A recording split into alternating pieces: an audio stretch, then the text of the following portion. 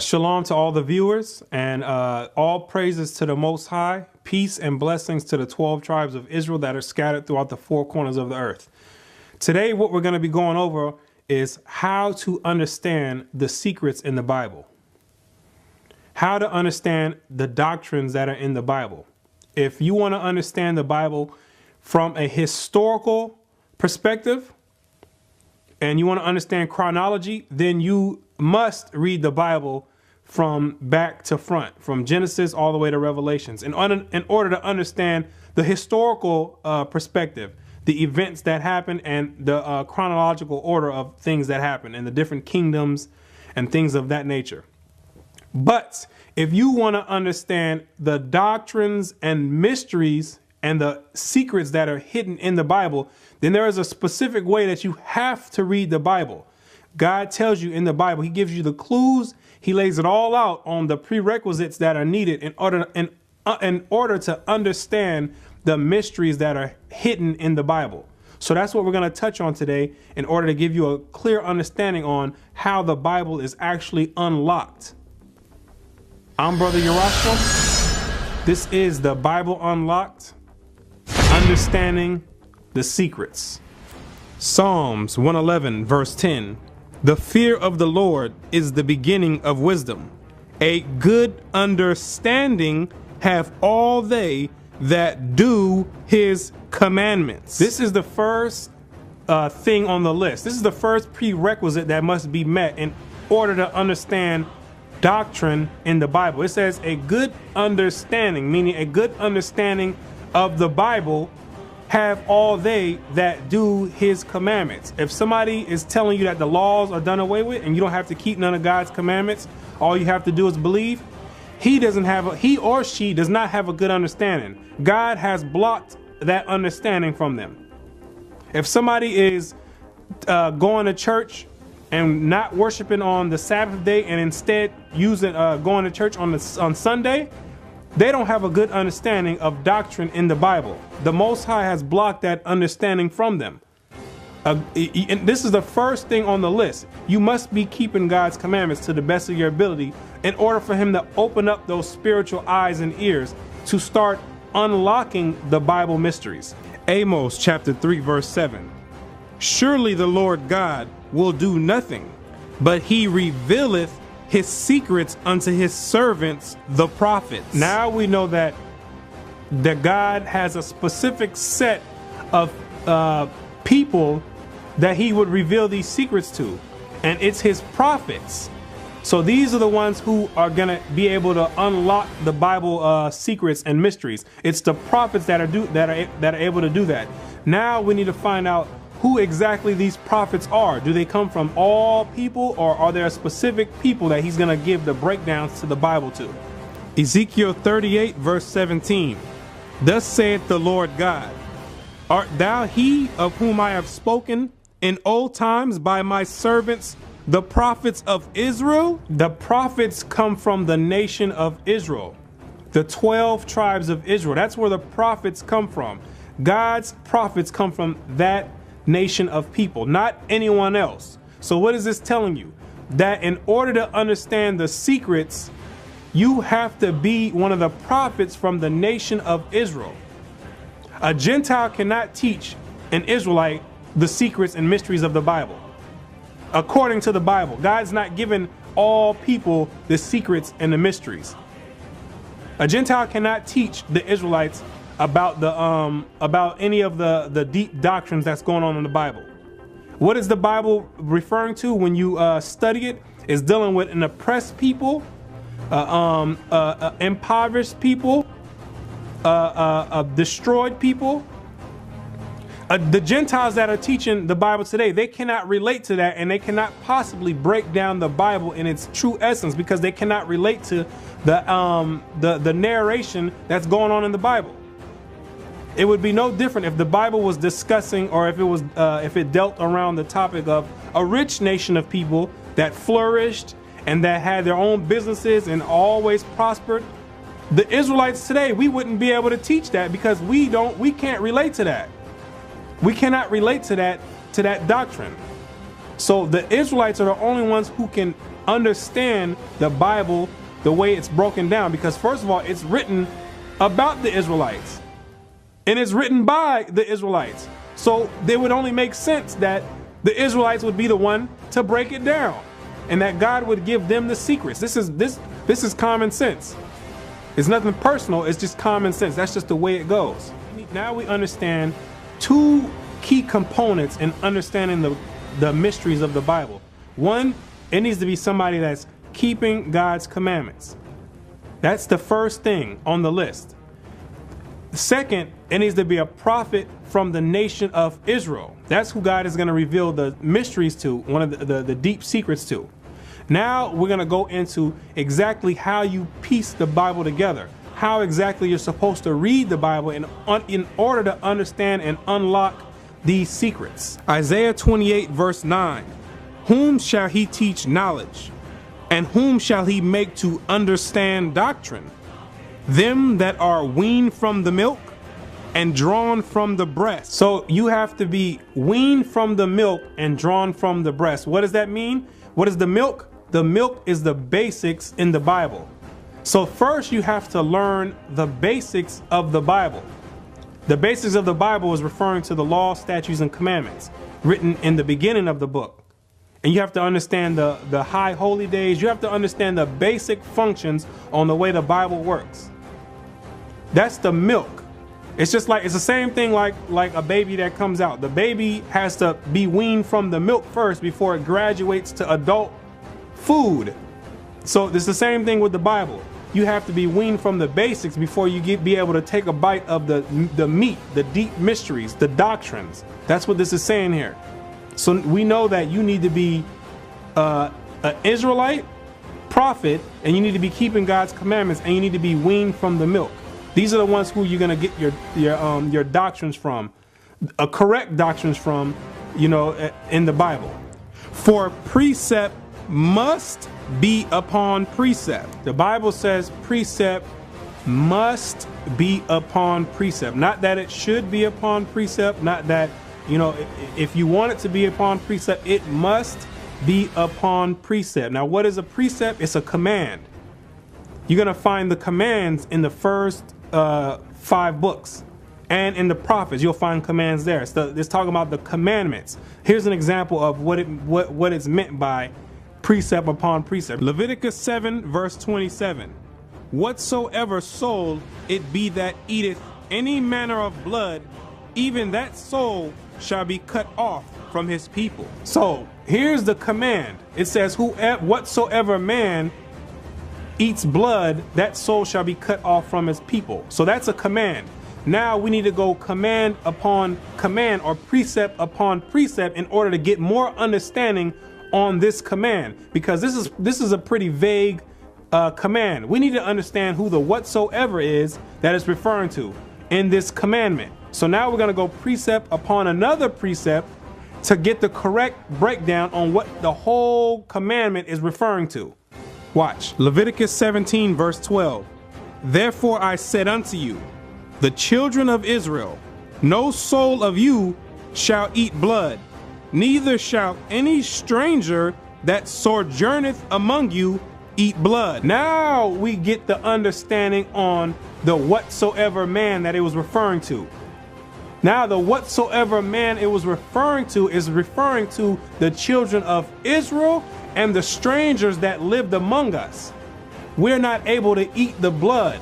So that law applied only to the children of Israel and those that were dwelling amongst us. So the whatsoever man it was referring to in the first verse, that was not applying to anybody else outside of those outside of the nation of Israel and the strangers or the Gentiles that were living amongst us. So this is precept upon precept, getting an understanding on what the commandment was actually speaking about. Let's get a little bit more on this commandment, and we're going to piece the whole thing together. Deuteronomy 12 and verse 16. Only ye shall not eat the blood, ye shall pour it upon the earth as water. So this is the complete understanding now of that commandment. That's the precept upon precept. So now we know the whatsoever man that it says shall not eat, it was referring to the whatsoever man of Israel and the whatsoever man of the strangers that were living amongst Israel. And now you know how to dispose of the blood. You need to dispose of it and pour it out on the ground like water. So this is precept upon precept. You got to remember, you cannot take one verse and run 1,000 miles with it. There's verses that connect verses together in order to understand the Bible. The Most High has it designed to where you have to work in order to understand his word. It's just not going to be laid out all out on the floor for you to be picked up like it's nothing. You have to work and actually study to be able to piece everything together. So this is precept upon precept, understanding it in the full context, the way that it was written and meant to be understood. Psalms 119 verse 100. I understand more than the ancients because I keep thy precepts. King David says he understands more than all the people that came before him, all the ancients, because he does something as simple as keep God's precept. He doesn't do precept upon what he thinks, or precept upon somebody's philosophy, or precept upon somebody else's doctrine. He stays within the precepts of God. And he said, because of that, I have more understanding than people that came before me. I have more understanding than people that live longer than me. This is the same thing today. Somebody who would come into this knowledge for 6 months, after 6 months of learning precept upon precept, they will have more understanding than somebody that has been in a Christian church for 30 years. I guarantee it, without a shadow of a doubt. I guarantee it. Because the churches, they don't do precept upon precept. They do precept upon somebody's emotions or precept upon somebody's a book that came out in order to try to understand God and push the doctrine on people. But that's not how the Bible works. You're not going to understand any mysteries or any secrets doing it that way, doing precept upon what the Catholic priest or whoever says. You're not going to get any understanding doing it that way. You must stay in the precepts of the Bible like King David did. Line upon line, line upon line. What is line upon line? Line upon line is keeping it in the context. This is the biggest problem that most people have. It's context. You're gonna understand how important context is. Keeping it in the context is an extremely important thing that people must do in order to understand correct doctrine. Here a little and there a little. What does here a little and there a little mean? That means here a little from this chapter, or here a little from this verse, and there a little from that chapter, and there a little from that verse. You piece it all together. Here's an example of here a little and there a little. It's going to be very clear by the time you finish looking at this example. Ephesians 1 verse 1. Paul, an apostle of Jesus Christ by the will of God, to the saints which are at Ephesus, and to the faithful in Christ Jesus. So Paul is writing a letter to the saints that are at Ephesus. So now I need to understand who are the saints. This is where it goes here a little and there a little. So I would take this verse and I would say, okay, he said to the saints. So I need to understand, what does the Bible say who the saints are? I don't want to go off of my own opinion. I want to see what the Bible says the saints are. This is who the saints are according to the Bible. Psalms 148 verse 14. He also exalted the horn of his people, the praise of all his saints, even of the children of Israel, a people near unto him. Praise ye the Lord. So now we know who the saints are. The saints are the children of Israel. The word even means indeed. It's an old English word. So it's saying the saints, indeed the children of Israel.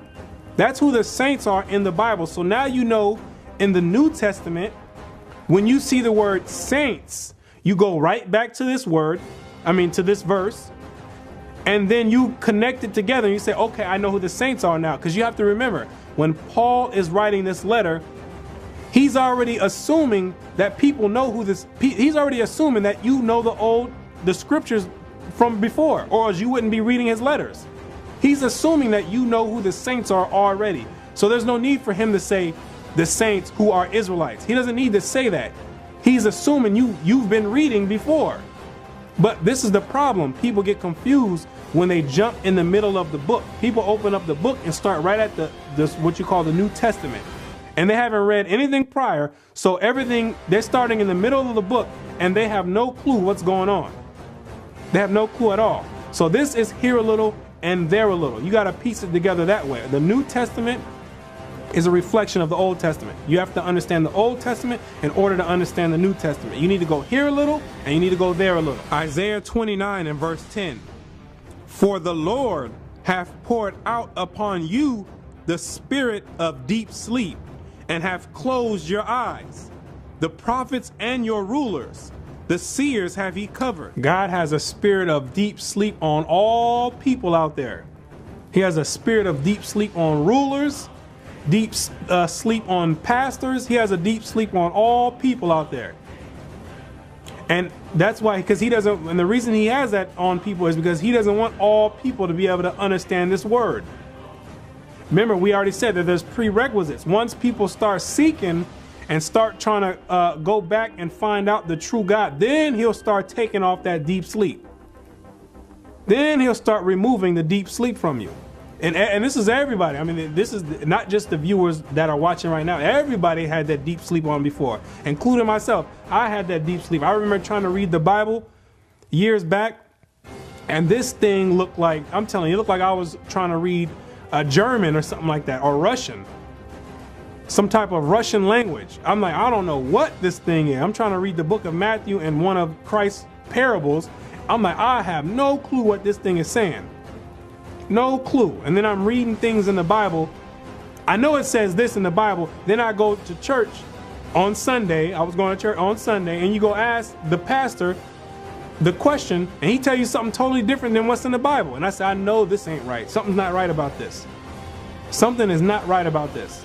That was the deep sleep poured out. Everybody has this spirit of the deep sleep. But when you start getting your mind and shaking off the religion, you shake it all off, then that's when the spirit starts getting removed off of you. You start taking that deep sleep spirit off of you. And the vision of all is become unto you as the words of a book that is sealed, which men deliver to one that is learned, saying, read this, I pray thee. And he saith, I cannot, for it is sealed. It is, they say it is sealed. That's what happens. Who's the ones that learn? The ones that so-called go to their theologian schools and the seminary schools. Those are the ones who you would call learned in the Bible. And you say, okay, now open up the page to Revelations and tell them to break down one of those chapters in the book of Revelations. And they're going to say, oh, go to your pastor and ask them that. Find a preacher and ask them that. Tell them to break this down. Revelations 18, Revelations 17, Revelations 19. He's going to say, brother, that's sealed. Nobody understands that. That's why the churches don't go into the book of Revelations. You hardly see anyone going into that. And then when they do go into it, they destroy it and mar it and tear it up. Go off into something totally different. It's sealed. To them, they're saying, look, this thing is sealed up. All you have to do is believe. Don't worry about that. Just worry about the Gospels. Don't worry about the book of Revelations, or don't worry about this breakdown, or don't worry about this prophecy. That's what this is saying. And the book is delivered to him that is not learned, saying, read this, I pray thee. And he saith, I am not learned. This is the person who didn't get any formal education in regards to the Bible. And you say, look, read this. And he say, man, I can't read that. I haven't went and got studied up on that. The whole thing is sealed. The deep sleep is on everyone, whether you don't went to a theologian school or whether you just a regular person out there who hasn't had any formal education on this subject. Everyone has the deep sleep on them, if you believe the Bible, according to the Bible. Wherefore the Lord saith, for as much as this people draw near me with their mouth and with their lips do honor me, but have removed their heart far from me, and their fear toward me is taught by the precept of men. See, they not going precept upon precept in the Bible. This is how God put that deep sleep on people. You want to, people are accustomed and people like the precepts of men versus the precepts of God. So, okay, God says, if you want to do the precepts of men, this is how the deep sleep is going to get upon you. You see it all throughout the churches. People get taught the precepts of men. And that's how God poured out that spirit upon you. He didn't do no sprinkle magic and blow some dust down and everybody's hypnotized. No, he used the people with the precept of men teaching you a lie over and over and traditions of men. And that's how you have become hypnotized and became inhabited by that spirit of deep sleep. And this, everyone this has happened to everyone. So it's not anything to feel ashamed about, but you got to snap out of it and you stop doing the precepts of men and start doing the precepts of God. Isaiah 29 and verse 18. And in that day shall the deaf hear the words of the book. It says, in that day, the deaf shall hear the words of the book. It ain't talking about somebody who lost their hearing.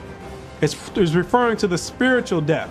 Remember, the Lord poured out a spirit of deep sleep on people. So the eyes and the ears are in a state of deafness and a state of blindness. So God says in that day, there's going to be people that were deaf, meaning spiritually deaf. They're going to be able to understand the words that are coming out of the book. They're going to be able to hear it and be able to process it and understand what it's saying. Because even though you can read the precepts in the Bible to people, it still go through one ear and out the other. They just can't comprehend it because the stronghold of religion and traditions is what got a lock on their mind. And the eyes of the blind shall see out of obscurity and out of darkness. And the people's eyes, meaning their spiritual eyes, are going to be open. They're going to be enlightened. They're going to be enlightened to be able to see, oh, this is what it was talking about. Or this is what it was saying. Now I understand. That's starting to happen. That's happening now with the Most High waking up the elect of Israel. But then eventually it's going to happen to a lot more people. A lot of people are going to be able to understand, okay, we've been lied to. You know, those things that we've been taught before were not correct. 1 Corinthians 13 verse 9. For we know in part and we prophesy in part. Even though the Israelites are the ones that's given the secrets of God, and he's given all of his mysteries to the Israelites, we still don't know everything 100%.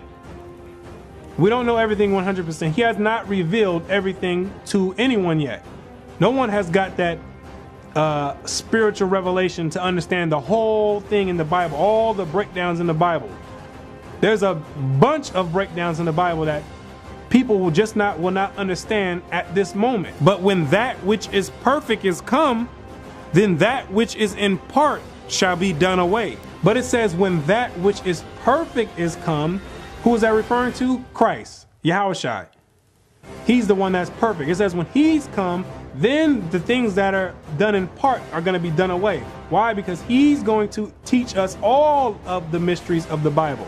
He's going to break it down. He's the word of God. So he's going to break everything down. So there's no more prophesying in part. We're going to know in full.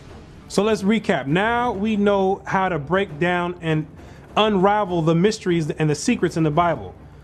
You first, like we said, you must be keeping the commandments. That's the first thing on the list. You have to be drawn from the milk and weaned from the breast. You got to be keeping the commandments. That's the first thing in order for the Most High to lift off that spirit of deep sleep and to replace it with a spirit of understanding. That's the first thing. And it needs to be a prophet from the nation of Israel that's going to break down the secrets. They're the ones who's going to break down the secrets, the prophets from the nation of Israel, because God says he's the one. Those are the people that he gives his secrets to. Everybody else needs to sit back and learn. Not try to take the rightful spot of the Israelites and try to teach, because we see what happens when that happens.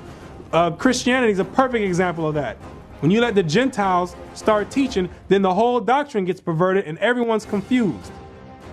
And you need to stay within the precepts of the Bible. You need to stay here a little and there a little in the Bible. You need to be staying within the Bible. The Bible explains itself.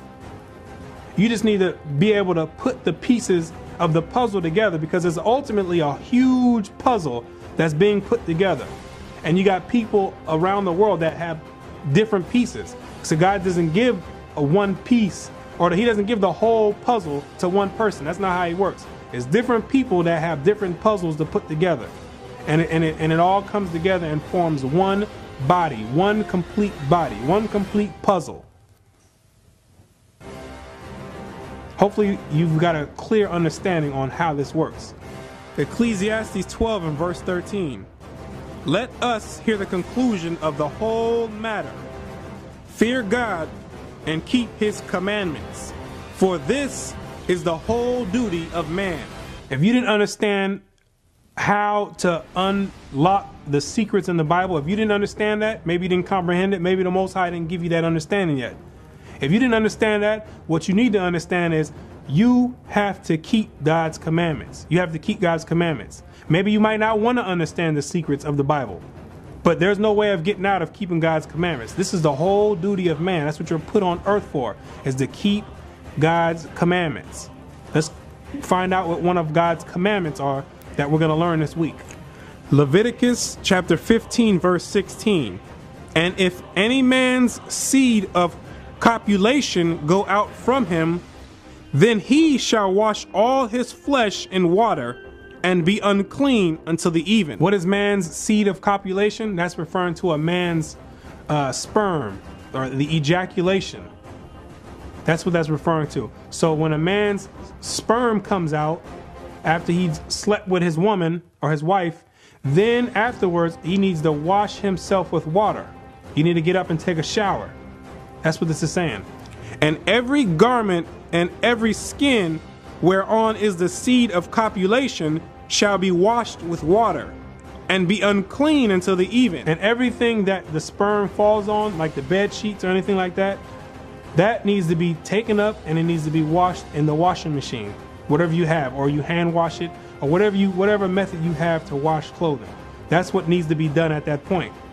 The woman also with whom man shall lie with seed of copulation, they shall both bathe themselves in water and be unclean until the even.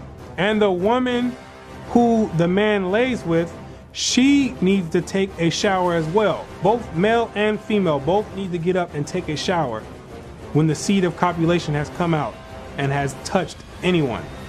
So that is the law that must be kept within the nation of Israel. That is a practice that God says he wants his people to partake in. So with that, we're going to conclude, and I hope that you have got an understanding on this lesson and that you have been edified. And until next time, I'm Brother Yerushalayim, and I say shalom.